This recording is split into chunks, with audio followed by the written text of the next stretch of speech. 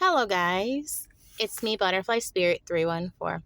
So, guys, I just saw something that was very beautiful, and it also reinforced something I learned about in my listening book. So, I was sitting in a stoplight.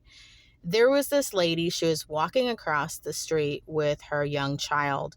And while the lady and her child were walking across the street, the little boy, he ended up tripping and falling.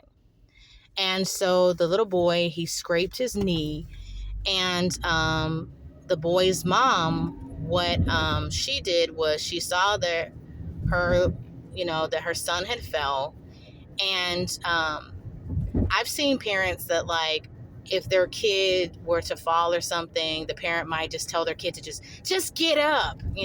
I've seen, I've heard parents, when their child, is in distress or frustrated or hurt or whatever, they just like yell at their kid. But not this lady.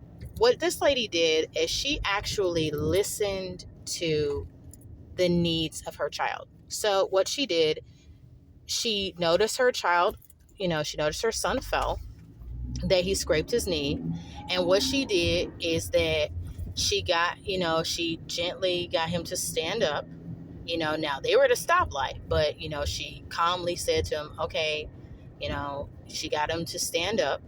The baby started, crying. The boy was about I guess he was like maybe 5 or 6. And so, the little boy, he started crying and stuff, and he didn't want to continue walking across the street. So she picked him up and, carried him across the street. And the little boy, he had dropped his little, I think, little Go-Gurt or milk or something like that, whatever kind of little like yogurt thing he had. And the mom carried her son across the street and stuff. And when she got across the street, I noticed she was kicking his like the milk or whatever, like yogurt snack he had across the street and stuff or whatever. And so when she finally got her son across the street, then, she took the time to, she got down to his level and she hugged him and listened to what he had to say. Now, here's what this has to do with my listening book. In my listening book, what it says is that it's important when, for parents to pay attention and to listen to the needs of their children, because when a child doesn't feel listened to, then, they can internalize that, and it can come to mean to the child that their needs are not important, and what they want to do is not important, right? But this lady, she reinforced to her child that she was there, she was supporting him. She loved him. She cared about him. She hugged him, even though he was crying and everything like that. And she also made sure he got to safety and stuff like that, and she really showed herself to be a really caring and loving mom. And, a lot of times parents don't think much about that. They're thinking about their needs ahead of their child's. But in doing that, they may not realize that that can cause the child to internalize that their needs are not important. And if a parent's not listening to their child, it can make the child, as they grow up, feel that they're not valued, they're not supported.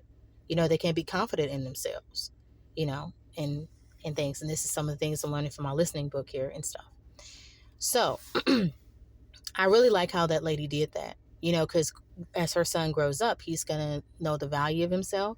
And in turn, he's going to listen to people and be supportive of other people because his mom did that for him, which is wonderful. And like I said, I see people in the store when, kids will fall or whatever, and their parents will just yell at them.